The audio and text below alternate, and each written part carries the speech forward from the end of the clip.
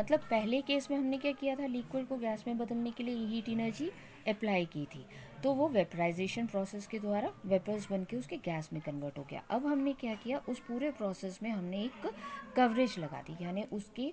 Release होने, उसकी पूरी एनर्जी को हमने बैन किया थोड़ी बहुत, और एज ए रिजल्ट उनको कंडेंस कर दिया, उसके वेपर्स जो थे उनको कंडेंसेशन स्टेज पे लेके आए, जिससे वो लिक्विड में बदल गया। फर्दर जो लिक्विड है उसे हमें अब अगर सॉलिड में बदलना है तो आपके पास दो प्रोसेस है और वही आपके काम आता है, डैट इज़ इसको फ्रीज़र में रख दो, लिक्विड को आप फ्रीज़र में रख दो, that will get converted into solid. तो उस प्रोसेस को हम बोलते हैं सॉलिडिफिकेशन।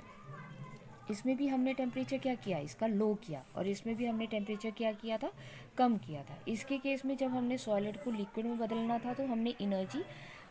सप्लाई की थी,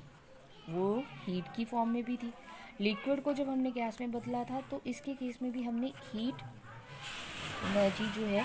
वो सप्लाई की थी, किसी न किसी फॉर्म में हमने इसको एनर्जी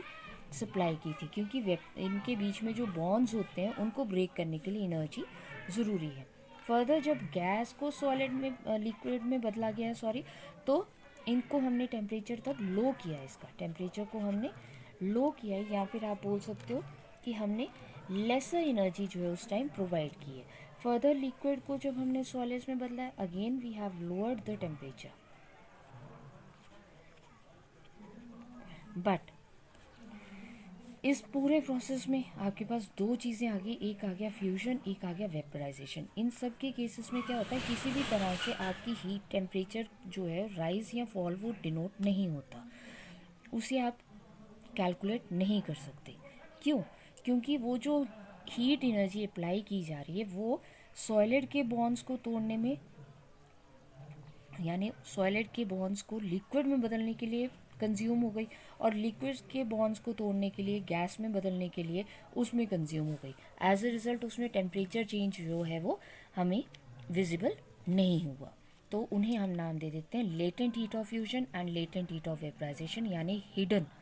बदलाव हो रहा है वो हमें दिखाई दे रहा है, लेकिन हमें टेम्परेचर के राइज में या लोअरिंग में किसी तरह का पता नहीं चलता।